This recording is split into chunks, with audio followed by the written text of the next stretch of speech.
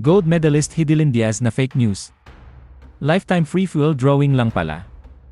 Pero bago ang lahat, kung ikaw ay bago sa aking channel, huwag kalimutan na mag-subscribe at i-click ang notification bell for more trending news. Sa patuloy na gyera sa Middle East, nahaharap ngayon sa krisis sa langis ang maraming bansa, kasama na ang Pilipinas.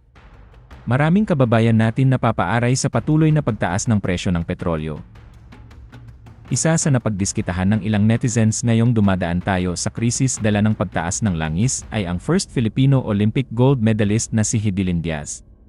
Isa sa premyong ipinangako kay Hidilyn nang nasungkit nito ang gold medal sa weightlifting noong Olympics ay ang lifetime free fuel mula sa isang independent oil company sa ating bansa na Phoenix.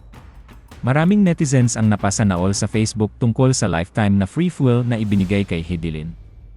Dahil walang kaproble-problema si Hidilyn sa pagpapagasolina sa kanyang kotse sa gitna ng krisis, hindi niya nararamdaman ang mataas na presyo ng gasolina dahil habang buhay naman siyang gagasolinahan ng libre.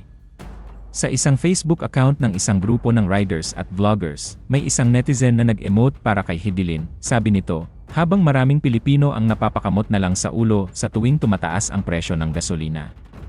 May isang tao sa Pilipinas na hindi kailangang mag-alala. Noong 2021, matapos makuha ni Hidilyn ang kauna-unahang Olympic gold medal ng bansa, maraming kumpanya ang nagbigay ng gantimpala bilang pasasalamat. Isa sa mga iyon ang Phoenix Petroleum. Ang kanilang regalo, lifetime free fuel, ibig sabihin, sa tuwing daraan siya sa isang Phoenix station para magpagas. Hindi niya kailangang isipin kung magkano na naman ang presyo kada litro. At sa panahon na pabago-bago ang presyo ng langis sa buong mundo, isa lang ang sigurado. May isang Pilipino na naka-AC mode at nakuha niya yon. Sa pagbubuhat ng bigat para sa buong bansa. Ang daming nag-react at napapa sana all. Marami rin ang nagtanggol kay Hidilyn na pinaghirapan daw nito ang swerteng natamo, pero sinagot sila ni Noel Ferrer, ang manager ni Hidilyn ng drawing naman po ang lifetime. Totoong isa yun sa mga pribilehiyong ibinigay kay Hidilyn dahil sa karangalang ibinigay nito sa bansa.